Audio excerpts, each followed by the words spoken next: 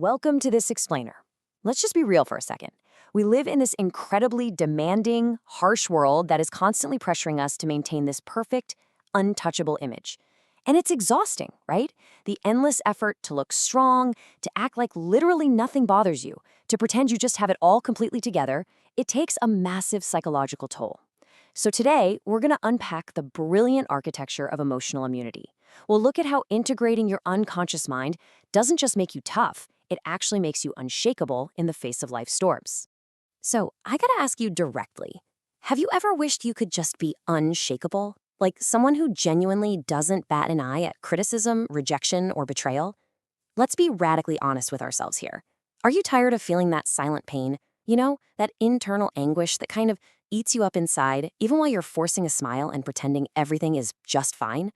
We spend so much of our energy trying to please everybody and keeping up this heavy facade of strength, when really, deep down, we just want to break from the exhausting pressure of trying to be totally invulnerable. Okay, let's dive into this because society feeds us this massive lie, the myth of armor. We are taught from day one that strength means closing ourselves off, building these giant walls, hiding our feelings, and just numbing out. We tell ourselves, I don't care anymore, but inside, we're still bleeding. But the reality of depth psychology, which was heavily championed by Carl Jung, is a complete 180 from that. True strength is all about integration. It's about actually facing the dark parts of ourselves and bringing everything hiding in the shadows into the light. It's about wholeness. Shielding yourself just makes you cold and brittle. Integrating, that makes you truly free. Carl Jung hit the nail on the head here when he said, until you make the unconscious conscious, it will direct your life and you will call it fate. I mean, wow, that is a heavy, foundational truth right there. The biggest lie we tell ourselves is that we're completely in control of our lives.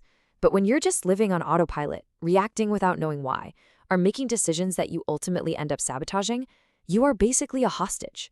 You aren't choosing your path. Your unaddressed traumas and hidden fears are making all the calls for you. Which brings us to our first major truth. Section 1, the illusion of control. Trying to control how the world treats you so you don't get hurt is just a losing battle. I mean, look at the absolute cost of this control. We suffer so much because we actually believe we can dictate how everyone else should treat us. It's kind of like desperately trying to micromanage a group chat just so you don't feel left out. It's impossible. We try to be smart enough, or actually scratch that. We just try to be perfect enough, thinking it's some sort of guarantee against getting hurt. But clinging to this illusion just leaves us in constant tension. We burn ourselves out trying to predict the unpredictable. So as long as you believe other people need to change for you to feel okay, you are totally enslaved by them. So how do we actually break free from that trap? Section 2, exposing the open wound.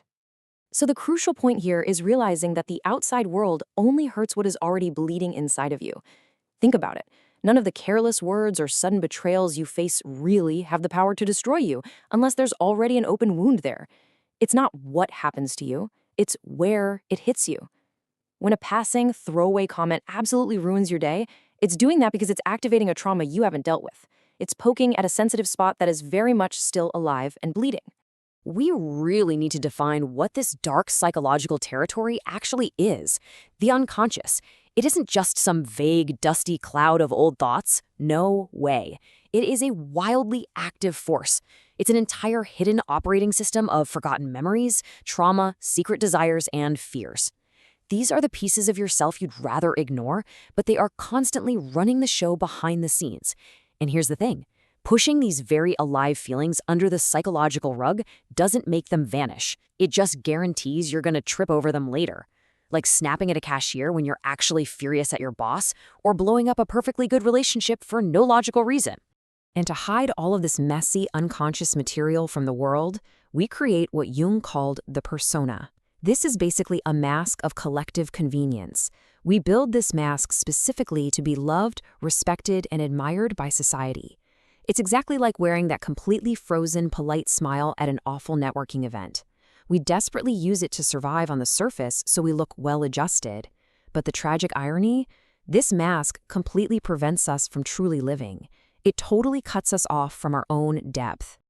All right, let's slow the pace down for a second because we're at the absolute climax of this whole journey. Section 3, meeting the lady in black. This is where we have to learn how to face pain itself. From the time we're kids, we are programmed to hate and run away from pain. And we see the result of that ignored pain every day. We distract ourselves, we scroll on our phones, we just deny it. But ignored pain is tricky. It shapeshifts. It disguises itself as anxiety, apathy, or just chronic boredom. It quietly digs these little tunnels inside your mind until one day the whole foundation collapses. But Jung offers this radically different view, welcoming the pain. He says suffering is actually sacred. It is the ultimate messenger of your soul. It's the blaring fire alarm of your unconscious begging you to finally pay attention. Jung framed this perfectly with this incredible metaphor. He said, depression is like a lady in black. If she appears, don't push her away. Listen to what she has to say. Pain isn't some invader you need to fight off or heavily medicate away or distract yourself from. It is a really important visitor. That awful friction you're feeling, that's actually a part of you trying to grow, while your ego is frantically trying to keep everything exactly the same. And this brilliantly illustrates Jung's radical 3-step advice for handling depression or deep pain. 1, invite her to sit down. 2, offer her a coffee.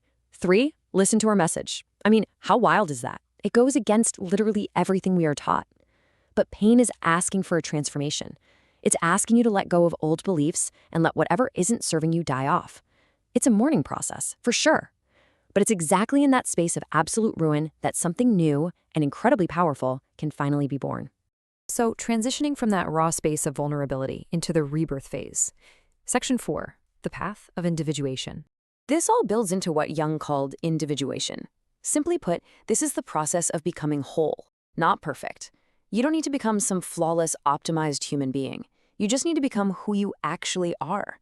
It's the meeting point of your light and your shadow, your ego and your unconscious. True freedom doesn't come from being perfect. It comes from shedding the fake skin of that persona and finally embracing your flaws, your insecurities, and your deepest fears.